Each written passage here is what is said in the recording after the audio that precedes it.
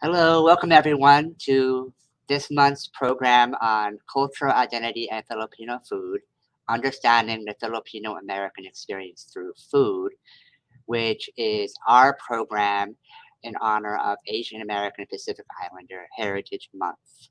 In a few minutes, I'll be joined by Bettina Makalintal, who's a senior reporter at Eater and formerly at Bon Appetit, and we'll also be joined by bakers and cooks Abby Balingit of the Dusky Kitchen and Kim Estrada of Sand and Wolf's Filipinx Bake Shop.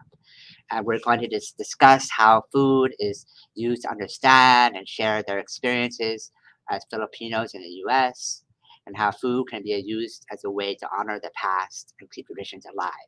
But it can also help the diaspora tell new stories about their lives. Please welcome Bettina, Kim, and Abby. Welcome everyone to the library. Hello. Hey, thanks for having us. Now I know that two of you are here in LA or nearby, and one of you is not in New York. I think that Abby and Kim, could you briefly introduce yourselves and your business? You know what you guys have been up to around the LA area. Do you want to go first, Abby? Sure. Hi, I'm Abby. I'm 27 years old, based in Brooklyn, New York. Full time, I actually work in like the live music industry as like an ad operations manager. But since the pandemic, I started blogging about baking and specifically Filipino American like fusion desserts. And then I started selling treat boxes for mutual aid during the pandemic. And so and somehow this happened. Now I'm writing a whole cookbook, so it's really exciting. But yeah, I'm here in New York and happy to be here. Great. What about you, Kim? Hi. My name is Kim Estrada. I run Wolf's Bakeshop. We make vegan Filipino baked goods. It's currently a pop-up. I started it in 2017 in New York, and then I moved back to Long Beach in 2019.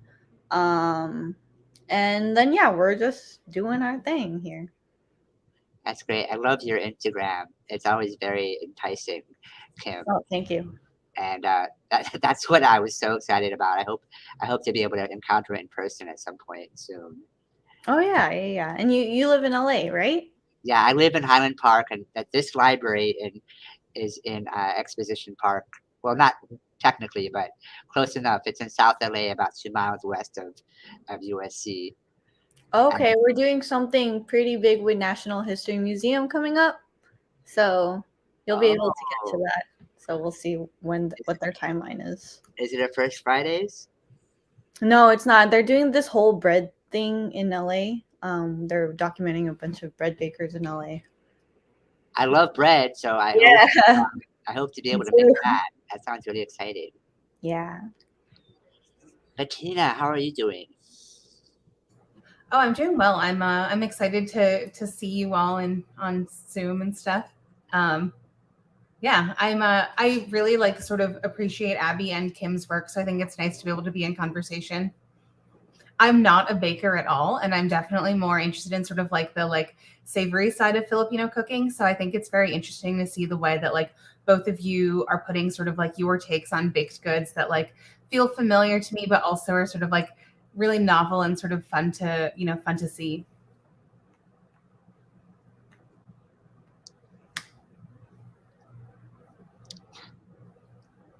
Has been one of the challenges of creating your own food or relating to your food culture, kind of making it your own, but at the same time respecting traditions?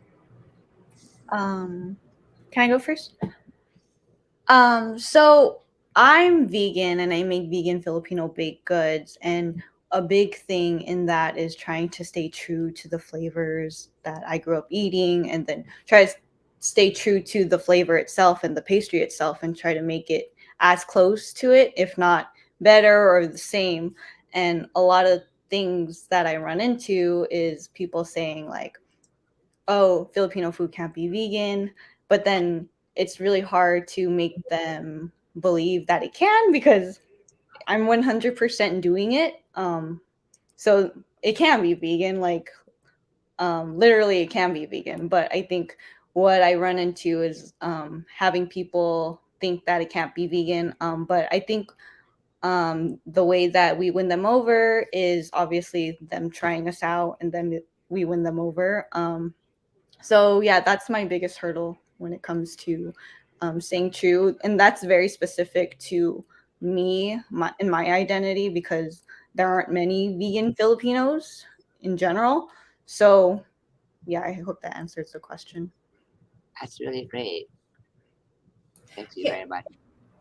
Yeah, I think it's really interesting to see like the rise of like sort of like Filipino vegan food, because I've been like, I'm very interested in that space also, and just like I think it is really, I think it speaks a lot to sort of like the how dynamic culture is, to be able to see these sort of like, we can like tap into the like memories of the foods that we grew up with, but do it in a way that like, honors like your eating values and stuff like that. And I don't know, I think that for me, like the way I feel is sort of similar, right, with Filipino food, where like I think that like sometimes I feel like there's this tension, right, where people sort of just want things to keep being familiar, and they want it to sort of like, there's this expectation that like Filipino food is always just going to be like this version that like each person sort of grew up with, and you're sort of always trying to like replicate that or keep that as the standard. And I feel like there is this difficult thing where like, especially, and I think it really sort of like, gets to me when it seems like most of the commentary on sort of like Filipino food not being like correct or authentic or traditional or whatever is sort of like coming from within the community. And it's like people are very clearly very sort of like protective over the way that they know things and that they're familiar with. But I think that also like really holds us back from seeing that like it's not actually sort of like, it's not actually like an insult to like the way my mom made something to like do something totally different. And like both of those things can exist simultaneously. And so like I think that's like the biggest hurdle is like I get really frustrated by when like, when people are doing innovative things and trying new things, and then there's sort of like this immediate resistance to it. I think it's actually really fun to see people do things that are like, oh, I never would have thought of that, or I've never encountered this, or this is something that is like actually quite new. Yeah. And going off of what you said, I guess there are purists in every subculture, like in music, like in the hardcore scene. Like there are new hardcore bands coming up, and like the people who grew up on hardcore are going to be like, that's not real hardcore. Or for example, like In-N-Out Burger, like when they wanted to introduce the vegan burger, they're just like saying like people who like pride themselves so hard on like their identity is like In-N-Out, like we can't have a vegan burger at In-N-Out. I won't support In-N-Out. But yeah, there's just going to be purists in every subculture. Yeah, I also find it really interesting that like personally my mom like would make Filipino desserts at home and cook, but like she wouldn't really like teach me exactly. Like I would just see her do it and I would like buy things from the store, but it's necessarily like when I'm now like a full-fledged adult, now I'm like kind of making decisions for myself and like, okay, well, I don't have measurements. I'm going to do it my way, I guess, because I kind of don't have an option right now where my mom will tell me, even on FaceTime. I know we have technology, but I think it's almost kind of like freeing in a sense that like because of not being equipped with those tools, I've kind of had to like learn it on my own. And I feel like a lot of people I know in our generation are kind of in the same boat of like, my mom didn't put measurements in a cookbook or anything. So it is kind of nice to, and I know it's kind of a hurdle, but it's kind of like one of the things that I took out of the pandemic was to do it all on my own. Yeah, I've like found it honestly like pretty satisfying, honestly, to like not try to make things the way that like my family made them, because I feel like, like I can in theory just like go see my mom whenever and I can like eat her version of something. And like I know that even if I did all the same steps and like did all the same like pseudo measurements in my kitchen, it still wouldn't actually taste the same, because I feel like so much of it is like the feeling and the family and the emotion, right? That it feels like to me, I've just been like, okay, like so if I'm not going to be able to do that, I can do something else that's totally different. And like that feels like truer to me, and like it feels satisfying because I'm like, oh, this is like exactly what I wanted to do, right? And I like feel a like strong sense of ownership over that. But yeah, I think that's kind of been nice to be able to like see Filipino food like and or sort of like compartmentalize it a little bit more for me. Yeah, the reason why I went into baking is because my mom, she's not a baker, she's a big savory cook. Like she would give me little tasks like shredding the chicken when I wasn't vegan, when I was a kid. So like I think baking intrigued me because there was this oven that we never used. It's like we put like I don't know what we put, like other pots and pans, maybe like blankets in there. So I think that like always intrigued me to do that, to get into baking. And then yeah. That's really great. I'm interested, Abby, in what you were alluding to in your cookbook process. As you said, that recipes and the foods may have been passed on to you in kind of a story or experiential kind of way. But I imagine that to propose the cookbook and all of the things involved in that, you had to break it down and get scientific with it, and that must have been a huge undertaking. Yeah, I mean, I think it was really hard, honestly, to, in a way, like even me, I'm like kind of all over the place. I'm very much like I'm a Californian living in New York, and like I'm Filipino, I'm American, all those things that like people kind of like, like deal with identity. I've had to kind of like translate also into like baked goods and desserts, which a lot of people were telling me was like a very like niche category already, that like, okay, it's a lot to make a Filipino American like cookbook, and then let alone dessert only.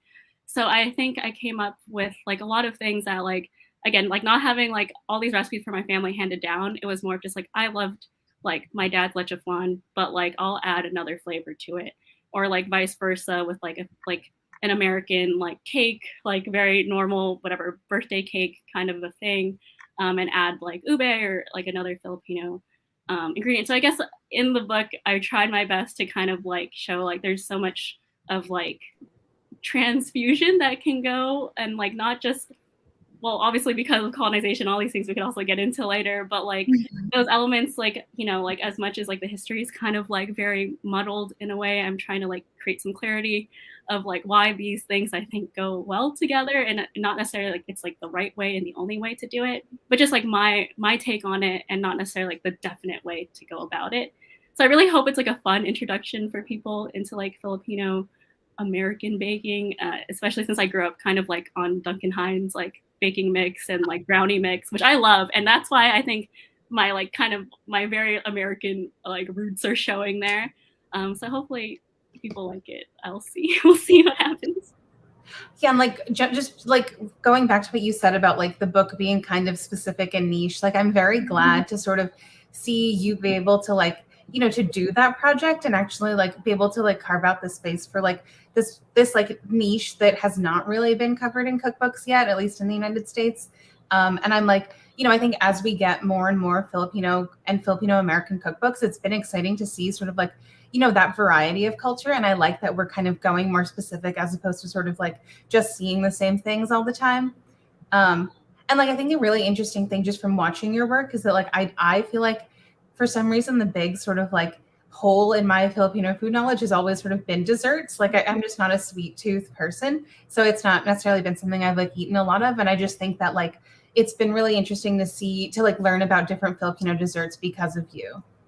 Oh, thank you. And I want to say, like, again, I'm not like and I love having Kim here because I feel like I look up to Kim and like her baking and like so many other like Filipino like bakers like across the country and in the motherland and mainland as well. So it's kind of like, I really hope I'm not the only Filipino American like cookbook or Filipino, whatever, like British, blah, blah, like Filipino Australian cookbooks. I'd love to see like that kind of like diaspora mix. And like, I think there could have been a whole book, honestly, on like suman alone, like the different types and regional variations. Wow, that'd be so interesting. And I kind of want, and then again, I want to see someone make that. That's not necessarily me. I don't think I'm like the right person to make that book because I'm not in the Philippines right now and can travel, but someone can. And I believe in that.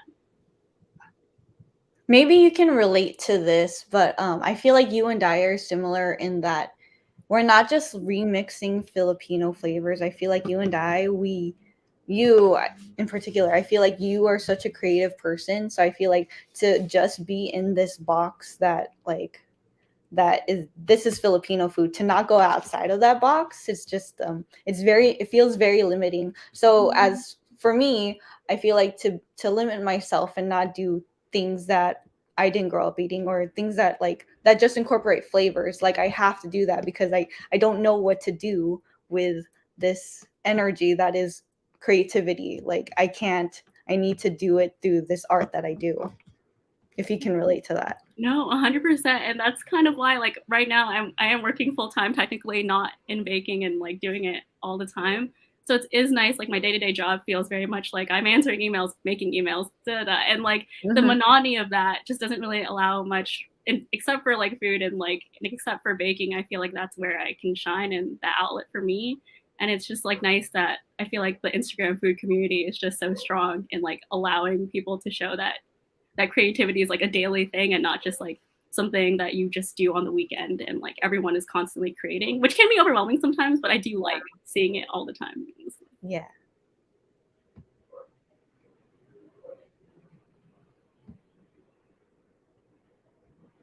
Oh, we can't hear you. Oh, okay. Did everyone here learn about the foods they're talking about from home? Or I guess I'm curious about, Bettina made a reference in one of her interviews about having some Filipino American teachers in school and learning about her culture from a different direction.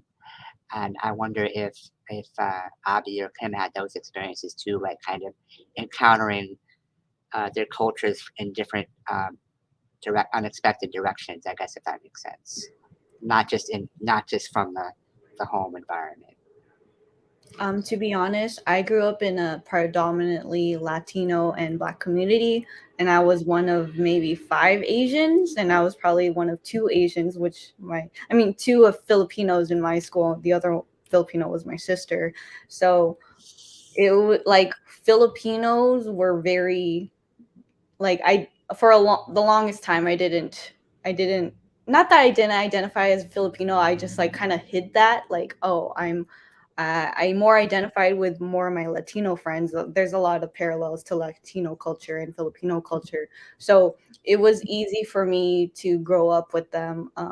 But as far as Filipino identity, I did not, outside of the home, I did not see that at all. That's why growing up, I think I yearned that so much. And so when I, like, my boyfriend who's Filipino, like when I met him, I just became more interested in like my culture and wanted to get to know it more. And I did that through food, basically, which is when I started the pop-up. I basically started the pop-up around the same time I was getting to know him. So it's kind of like a cute little love story. Food. That's great. Wow. I guess for me, I had like an interesting opposite kind of experience as Kim, but also living in California. But I kind of grew up in San Jose and also Stockton. So they're huge like Filipino communities in like both those areas in Northern California and Central Cal. So like I think I grew up always surrounded by a lot of Filipinos, if not my own family, but it was just like Filipinos at school. And like I tell Bettina this all the time, like the Swagapinos are like real, they exist. I know them. Not necessarily was one, but like knew them in my circle. But it's just kind of like, I think it wasn't until like I really went to college, went to UC Berkeley, that I really engaged a lot in like being the pill community there. We have like, I think 7 pill orgs all across like the board of like different like little niche interests that you could have, like Filipinos in business, Filipinos in law. So it was like really nice and like humbling, honestly, to like kind of look back and be like, well, in high school, I had a whole different conception of what being Filipino meant to me. And then finally kind of like having like the history and like academia and no matter how like elite that the elitism of that and that institution of it is, it was kind of nice to kind of like work through like a lot of like, oh, like we're actually like a minority. Oh, I was wrong. Like I thought everyone here was mostly Filipino. I was like very much like a very strange, like almost like reverse, I don't know, like reverse like culture shock going to Berkeley where it's like predominantly like white students and like very much like not used to that. And so it was kind of like self-preservation and also kind of like building community was so important in terms of like me surviving that experience. And then going to New York, it was kind of like, I know there are Filipinos in Queens. And the first couple of years here, I was very much like, I don't know if I belong there though, because I'm a California Filipino, so I feel like I like should have entered tread lightly kind of a thing. But you know, meeting more people here, meeting Bettina even, and meeting like all these people that we've met through Twitter, media, and even food has been really helpful for me to feel like more great, like grounded in like being Filipino, like American. So it's been great. Yeah, thing that like really blew my mind because I like I grew up in like suburban Pennsylvania, and so it's not there wasn't a lot of sort of Filipino community, and I think the thing that has been really like amazing like coming to New York was sort of realizing just like the diversity of the Filipino community and just like all the different like pockets of industries that we're involved in, because I feel like I'll like go to an event and suddenly it's like all the media Filipinos and there's all the food Filipinos. And I think it's just been so nice to be able to see sort of like not to be corny, but like myself reflected in all of these ways that I'm like, oh yeah, like there is like so many ways to be Filipino American. And I think that's been really nice. And also in terms of just being able to sort of like to really build like a community sort of like fully on my own terms. And because like, I think when I was like growing up, it was very like, there are the Filipinos and I like know them because we're Filipino and there's like only two of us in this town, right?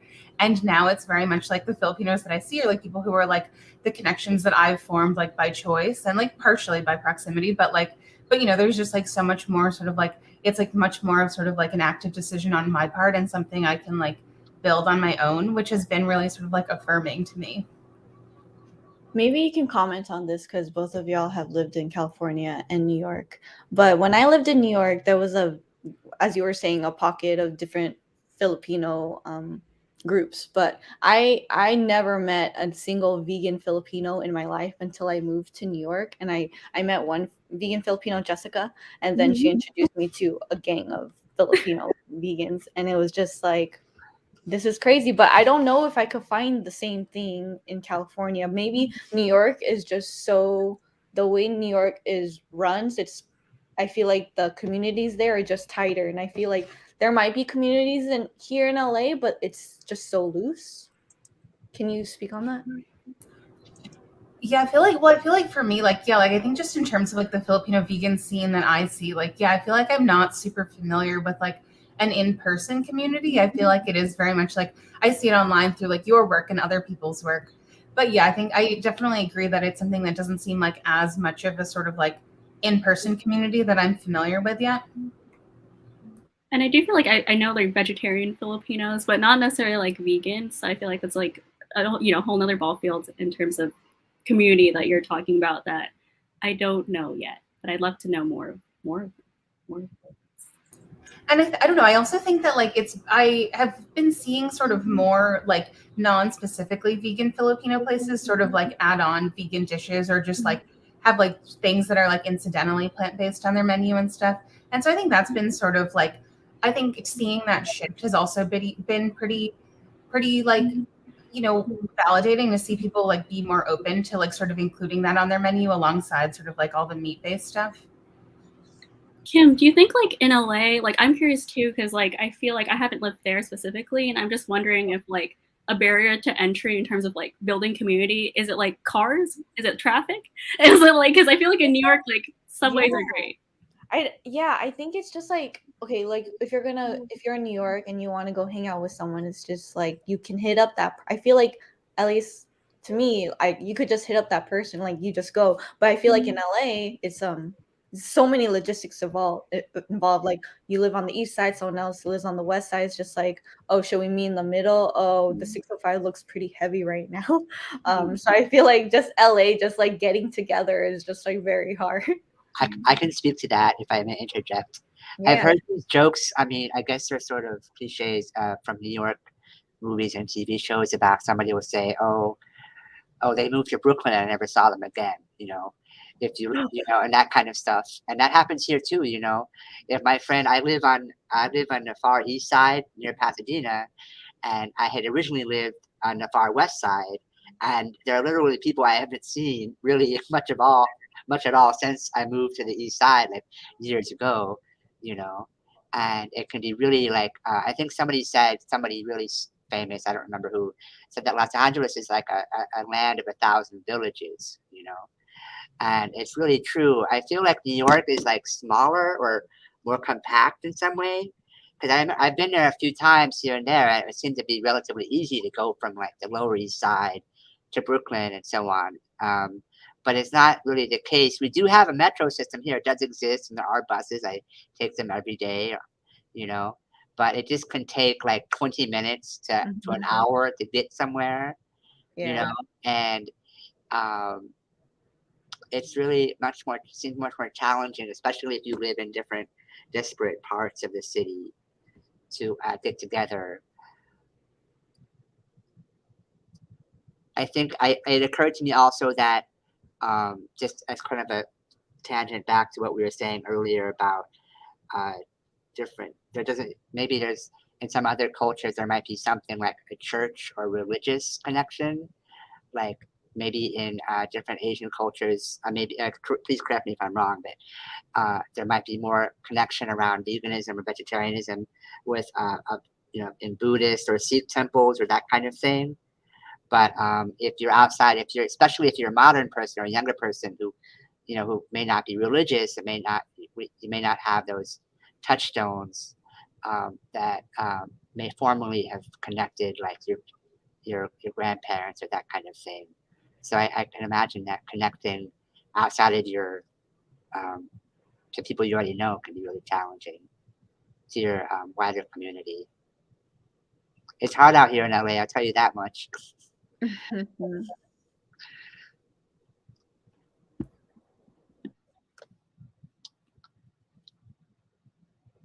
I have a question in the chat actually from G.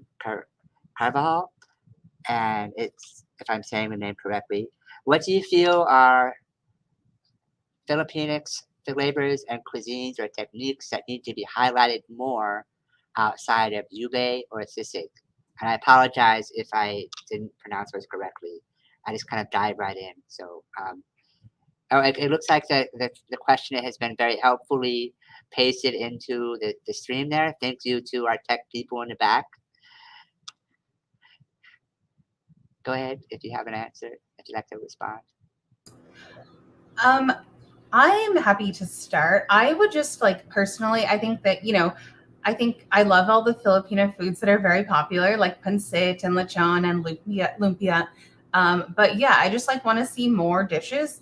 I feel like everything that I see at Filipino restaurants is sort of the stuff that is very familiar to me. And I know that my conception of Filipino food is very limited. And I'd like to see more dishes that are unfamiliar to me from different regions of the Philippines. I was talking to someone recently about Filipino food from sort of the northern Philippines and how it's so much more bitter and relies on sort of, different flavors profiles than what I'm used to. And that's not something I see a lot. So I'd love to try more of that. And specifically the one dish that I've been thinking we need to give much more attention to is kare-kare. It's so good. And I feel peanut stews are very popular sort of across different cultures. And most people seem to love peanut flavored things. But for some reason, I feel kare-kare still does not get its due, which for anyone unfamiliar is peanut stew that often has oxtail. But my favorite parts of it have always been just the sauce and the vegetables. Yeah, that's the one thing I'm really writing for right now. What's it called again? The stew that you mentioned, kare-kare? Yeah, it's called kare-kare. It's spelled K-A-R-E and then K-A-R-E. Oh, thank you. Somebody typed in and commented kare-kare is perfection. Yeah, I have one thing I feel well, more so not necessarily a dish, but a technique, which was really interesting to be asked. But for desserts specifically, I feel even doing all the recipes for the cookbook, I was realizing how much we use latik, which is kind of toasted coconut curds. So basically you just keep boiling down coconut cream and then it's separated. Crazy, right? Yes, and I feel people my food stylist who is not Filipino, non-Filipino, and was this is amazing. We need to put this on everything. We need to put it on oatmeal. We need to put this on this. And I was yes. I think it's such a because it's just so I feel no one knows that you would boil and do that for so long, and then that would be the result of the solids frying in its own oil. But it's so prevalent, and I just feel it's something that no one talks about enough because it's not its own dish. It's just a topping and a condiment that you take for granted. But that's my hot take. I feel with that, someone needs to create it packaged because you boil down a big pot of coconut milk and then you'll get maybe a cup's worth. So expensive. That's my problem with that. To answer your question, being a pop-up, I feel purple is so it's very the aesthetic. It's wow. That's why a lot of people like ube. I'm sure they love the taste, but I think they like the look of it, purple. So when I do pop-ups, I notice the ube stuff always sells, but I always try to when I do all ube events, everyone goes to it. I'll have a long line. But when I have one ube item, I'll notice not everyone wants to get the bibingka, and going off of that, no one wants to pronounce it, wants to try to pronounce it. They'll just be I will get that one, and then they'll point to it. Or like the puto. But the flavor, to answer that question, I think I want to say bibingka. I don't know how popular it is to non-Filipinos, but I love bibingka so much. And mamon. I like it. Those are two cornerstones of like perfection. It's like bread, but like cakey bread to me, and it's so good. Yeah, we there's a chef named Woldy in New York who like does a lot of really beautiful bibinkas, and I feel like it's really like I never liked bibinka that much until I had Woldy's bibinka. So yeah, I feel like that's also very much due for sort of its moment. Yeah, I always think about like I feel like a lot of cultures have had their moment, and I don't know. I guess ube is having its moment. Yeah, it is because it's in Trader Joe's, right? I just wonder like what's the next Filipino pastry that will have its moment, or Filipino like savory food. Like I want it to be bibingka because that thing needs to go out to the world. Yeah, mom one. Whoever this commenter is, yeah. Ooh. Bibingka with a salted egg. It just occurred to me to ask a question. It has to do with the fact that I didn't know much about. I didn't know that the Philippines were colonized by the U.S. for 50 years after the Spanish-American War, if I have that correctly, until much later. After it must have been certainly after high school, and it just really shocked me, or maybe ironically didn't shock me that much that I didn't really know about, wasn't taught about that. We had heard, briefly, as you go through high school or middle school, like U.S. history as taught by the war, all the wars that we fought over the years, and they did talk about the Spanish-American War, and I just was kind of in shock that I didn't know about that until much later in life. That's a whole other conversation, but I am curious to know if, like in Hawaii, the Hawaiian food culture is influenced by the long-time American military occupation and bases there. And I wonder if, in a way, that American occupational influences influenced Filipino food, and then that's come to here, and all of that backwards and forwards. Does that question kind of make any sense at all? Yeah, I think there's a lot of Spaniard influence in the Oh, Philippines. right, and that too. Yeah.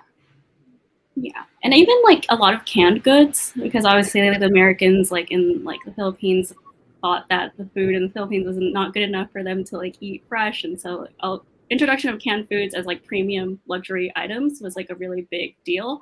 And like even like something like fruit salad, which I think of as very like Filipino, like iconic, like fiesta dish, or like a little like side thing for a get together.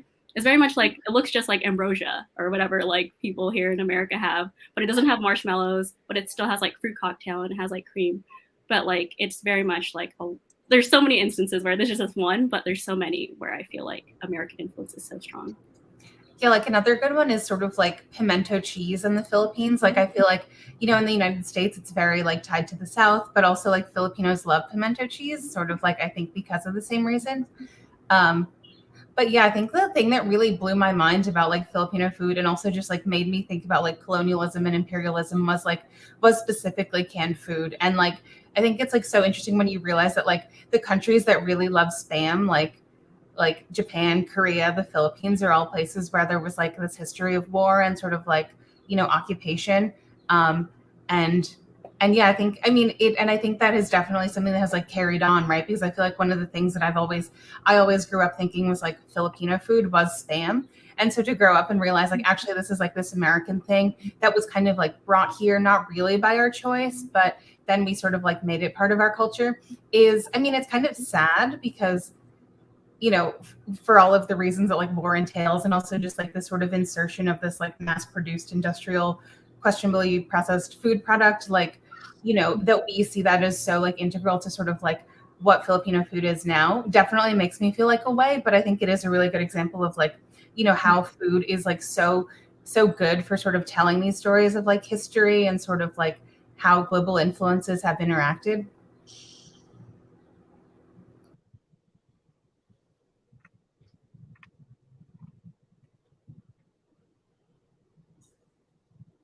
to be frank with you guys, I hadn't really brought this up before, but it's somewhat ironic that I'm doing a Filipino food program for Asian American Pacific Islander Month, because we've actually been internally, the libraries, as a profession, have really been, heavily getting involved in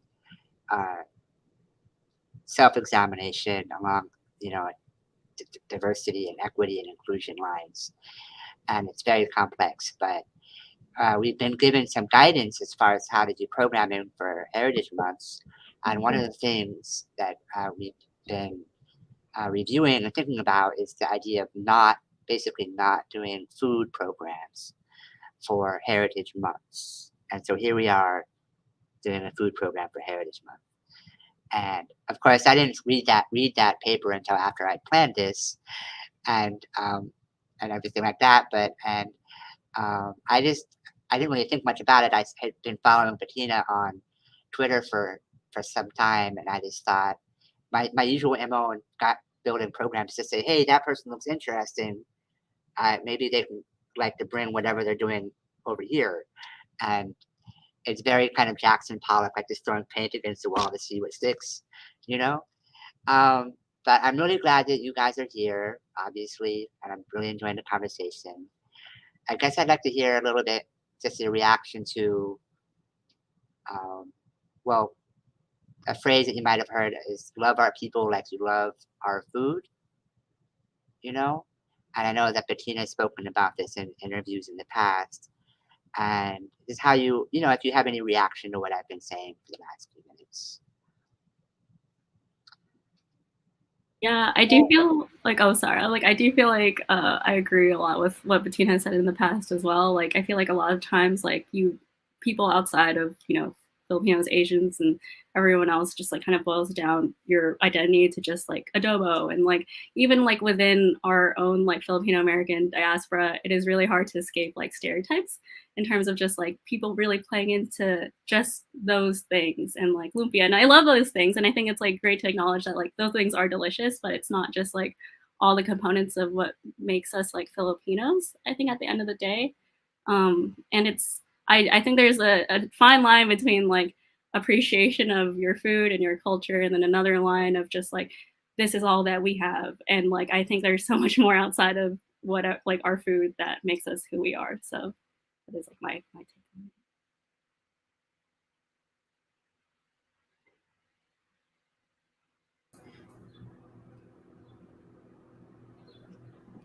Sorry, I was muted. Yeah, but going off of what you were saying, sorry, I lost my train of thought. Can you repeat like a little bit of what you were saying, Abby? Yeah, me. Sorry, my bad. Okay, yes, me. Yeah, no, I just feel like, yeah, it's like hard because I feel like people simplify you as a person as just like, oh, like I love Filipino food. Like when you first meet you, I love adobo, and it's like, no, like I am like my name's Abby, blah blah. You could ask me more about me, instead of just like simplifying yourself. It's just a dish or like a national cuisine. Yeah, that's interesting. I feel like Filipinos are known for what? Our food and our hospitality, and I feel like we're not really seen as actual people. So I love seeing people like you on the internet, like, so it's just like people who with like big personalities. So it's just like cool to see there's just more visibility of Filipinos, and it's cool that the internet does exist, because without it we wouldn't be able to see like, oh, Filipinos are more than just caretakers and cooks. We're artists, we're musicians, we're like so talented, and it's like, it's really cool to see. I think in general, I don't think like Ube is just having a moment. I feel like I don't know, is that strong to say Filipinos are having a moment? Like I just see like Filipinos in media, like Tori Moy, he just came out with an album, so I'm just like, we're really killing it out here. Yeah, I think just like going back to what you were saying, yeah, like I think that like, I don't know, I really love obviously sort of like talking about identity and food and how those things like, enrich each other. But I also feel like to me, it's mostly like, yeah, like I feel as though like when sort of our identity is so conflated with just being the food, it's very easy for it to feel really transactional. and to feel like sort of our only value is sort of like providing this thing that other people are benefiting from, as far as like, the experience of becoming a more enlightened eater or whatever by trying new things. And so I think that's sort of like my hesitation toward the sort of like commodification of identity through food. And like, while I understand, like, I obviously like see its benefits and very much appreciate these conversations, I also am just always, aware of the way that like, I don't want people to like Filipinos just because we like make the lumpia that you can buy and take to the party, or like the ube thing or whatever. Yeah.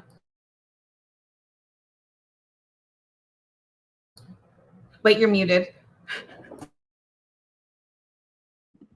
Yeah, and I just don't know that. Maybe I just don't know. Also, I don't know the answer to this. But how does one appreciate us without there being a transaction? I feel like I don't know what that looks like, and maybe I'm just like drawing a blank right now. Maybe if I thought about it more, it would come to me. But yeah, how would someone show their appreciation for their culture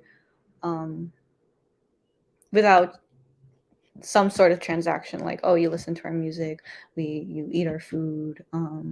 Yeah. Oh, totally. I think that to me, it's mostly just like that idea of just like the, it's sort of like the whole thing of like appreciate immigrants because immigrants work really hard mentality, where it's like you don't appreciate immigrants because they're like provide value. It's you appreciate immigrants because they like do XYZ for the workforce. And I feel like it's mostly my like concern is just like that framing specifically of like what we provide as opposed to like inherent value. And also I feel like a thing about like exceptionalism or like immigrant exceptionalism. Oh, like you're so like we value because you're so great at like, I don't know, #1 hit song or something. Yeah. Like I do love Filipino artists, don't get me wrong. Olivia Rodrigo, my girl. But like I feel like, like in terms of like everyone like has so much to offer who isn't necessarily like a creative or just like anyone that like my dad's a custodian, my mom's like an accountant. Shouts out to them, like still like carrying like the team, and like I think it's like it's like a privilege honestly to like really tap into like creative like fields, and like it is hard like to like work in music, also to work full time. I'm sure like in baking and like making desserts and doing pop-ups, it's like so much of your like physical labor, but also like mentally like trying to create desserts, and like you're just always constantly running your mind. And I think if it wasn't for like my parents like giving me more of an outlet, or like you can do I guess what you want, I guess, and like I have other siblings to kind of like do the more traditional things that they want to do, I think it's very much like a privilege, but also like I know like it's not always the same for everyone, and I know it's everyone's circumstances are different, so I'm very grateful for that, for showing me that. I think it's also appreciation for Filipinos existing. I think when I see like Filipinos excelling in what they do, like musicians, award shows, whatever, that's great. But it's also like there's also other people like my mom and my dad who are still working. They've been working, like it's what they do is a laborious job, and the fact that they're still getting up to do that after everything, all the traumas they've been through, it's like I appreciate you for being here, and also not just being here, but raising a kid better than how you were raised, and trying to navigate that living in here especially.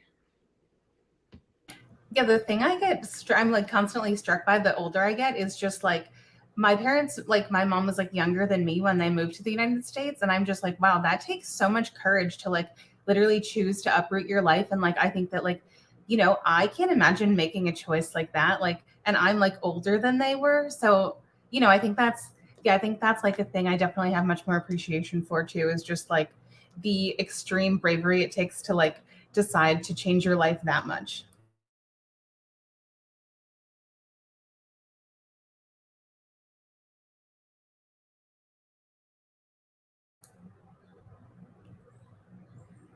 Oh, Hi. We have a comment I wanted to share with you from Jay, and it has to do with the hyper-regionality of the Philippines. As you know, many thousands of islands.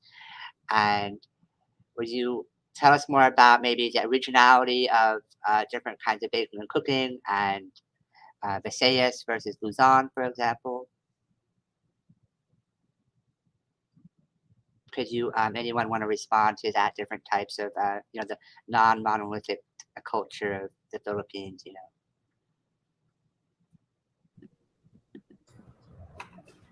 The most interesting thing for me is I bought this cookbook called Also Filipino by Angelo Comsty. It's like a little bit hard to find because it's from the Philippines, so you have to get it imported. But that is like, to me, I don't think there's like a specific regional spin that I found, but that it's like 75 recipes and like none of them are familiar to me because they're all very rooted in like different, very specifically in different regions of the Philippines. And so that has been really enlightening for me, and actually understanding that like there are so many dishes that, are not what I'm used to. And specifically, I think like there are a lot of dishes that use like burnt coconut that I've been very intrigued by from what I've read about. But yeah, it's definitely not something I know a ton about, but I'm interested in learning more. Sure. I'm also like, this is not necessarily like a baking thing, but more like flavor wise. I've been really curious about like how like, for me personally, I think my parents are from Pampanga, and like I think like it's interesting how there's like different types of like longanisa, like there's like the sweet one there, and I know there's like a different one that's like an Ilocano version. But like another thing too is like Bicolano cuisine, I feel like is very spicy. I think there's like more like spice and coconut, and I'm like always like kind of like, oh, like it's like, again, like it's so enlightening to kind of be like, well, it's not my parents like food that they would bring for me, but like to know that like it is rooted in like in way back in like hyper regionality of like, where people are from, and their tastes are attuned to that. So if you tell me this is longanisa, I'll be like, this is my parents' version, and it's interesting what becomes like mainstream in a way, because I know sisig is also very Kapampangan specific dish that's kind of gone like really, really like global and mainstream. And my parents will say sometimes like, oh, like they're putting mayonnaise on that, and they're like kind of like a little judgy and snobby. But there's like more. I think I just more like said things, and like there's more to like kind of like deep and figure out in that ramble. Sorry. Yeah, my dad's from Manila and my mom's from Pangasinan, so I see like the difference in like the way they speak and the way they eat. My mom, she's Pampagan. I can never pronounce that word, but she's obviously they're great cooks. I think that's what they're known for. And my dad, maybe it also has to do with being a male, but he's not really tapped into that side of cooking. So it's really interesting to see like how like even though they did live on the same island, it's like very not island, like same like country. It's very different. Oh, I realized a good example of a specific thing I learned, which was that, like most of us are familiar with lumpia, and like there's a very clear image of what lumpia is. But then I like recently learned about like lumpia ngoyong, which is like from Cebu, and it's like battered and fried, or it has like a coating on the outside of it. So it's sort of like lumpia. It's like sort of like the lumpia we're familiar with, but it tastes different because it also like, I think it uses green papaya. I need to fact check that. But basically it has like this extra coating. And I was like, it was so good. And it blew my mind because I was like, oh, I didn't realize there could be other kinds of lumpia, but it turns out there are. Of course, yeah, that makes sense. Like, of course, that would taste good. So it's like, so that's lumpia with like a batter and then deep fried. Yeah. Yum. This is not like the fresh one that's like kind of like the one with like a peanut sauce. That's different, right? That's like lumpia. No, it's like specifically a Cebuano lumpia that's like coated. So it's like a little bit more like the coating is thicker. Fascinating. What's it called? Lumpia ngoyong. I'll like drop a link in our chat. Yes. I want to make that.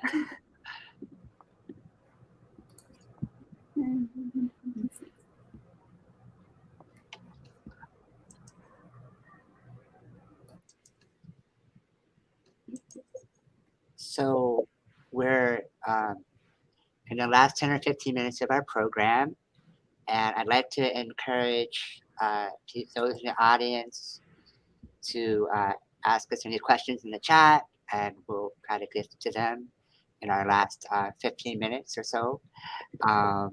If there's, with that being said, if there's anything Bettina or Abby or Kim we haven't gotten to, feel free to bring that up, get into it. I just wanted to more or less let you know of the time, and I'd love to keep talking about everything we've been talking about. Thank you.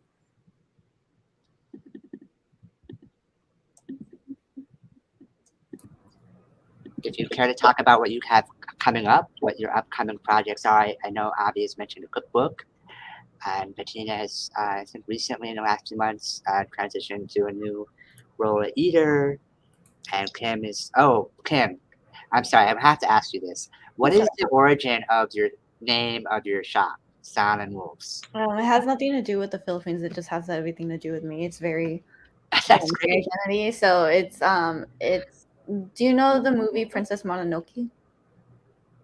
So her name's San. She was raised by wolves. Growing up, it was like a very vegan movie to me. So I thought of myself as San. Hence San and Wolves. She was raised by wolves. And yeah, that's why I named it that, because it was just like the hallmark of being vegan for me. Oh, I love that. I didn't realize that. That's a great origin.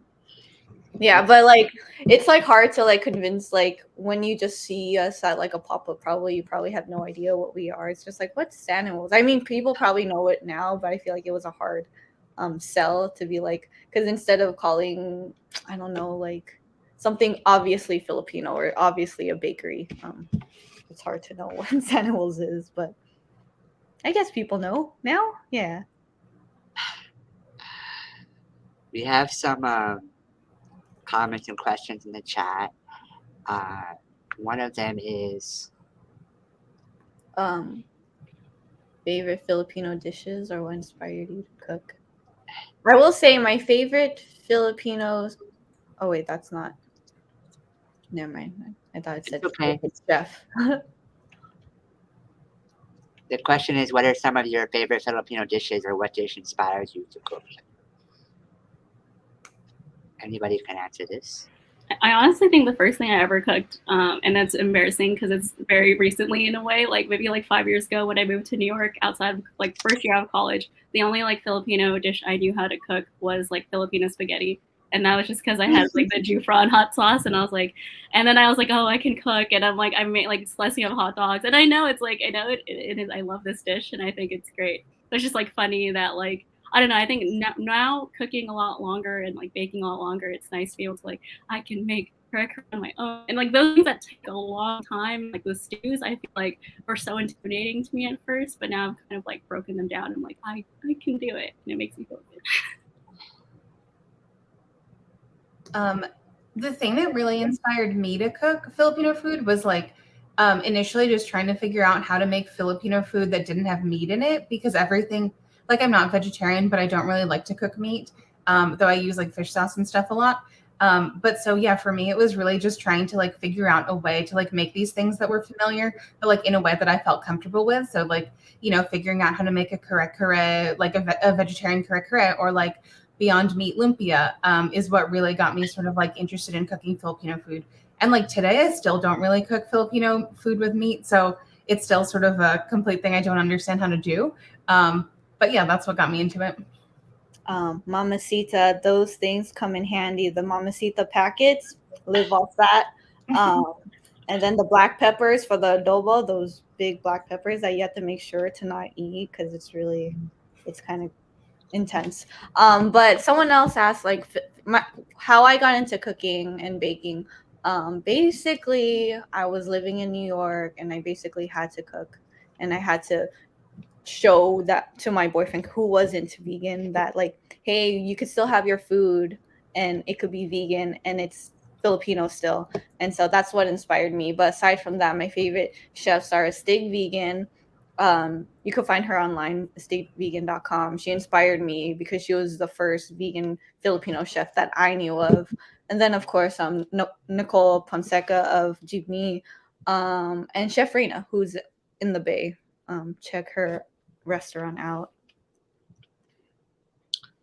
There's a question about where to find ingredients, like if there's a website to order ingredients if you're not in a big city. Sarapnow.com. Mm-hmm. I also use Say We. I think I've been able to find. I think they ship nationwide now, but they're great for like a lot of Filipino ingredients. And Umami Carp has a pretty decent selection sometimes too. Mm-hmm.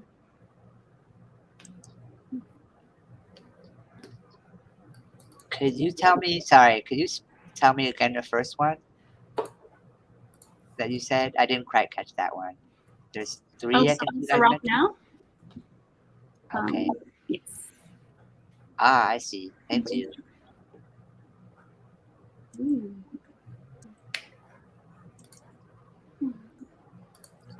Someone said some of my favorite and informative. Oh, never mind. I thought that was a question. That's really sweet. Thank you, Shannon. Thank you. And I don't know if anyone, if you all live in LA. Bettina, are you living in LA? No, I live in Brooklyn. Oh, for some reason I thought you lived in LA. Okay. No, I do remember you in Brooklyn though, but for some reason I thought you moved here. But if anyone's in the chat, in the comments, and wants to know where to get Filipino food or vegan-friendly Filipino food, I would say hit up La Cita. Kuya Lord has a pop-up at Smorgasburg. There's a... I'm drawing a blank now. But yeah, La Cita. They're the homies.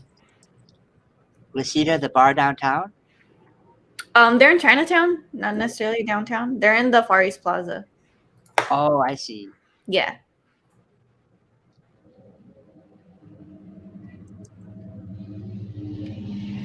There's a bar downtown called La Cita as well. So I thought. Oh, really?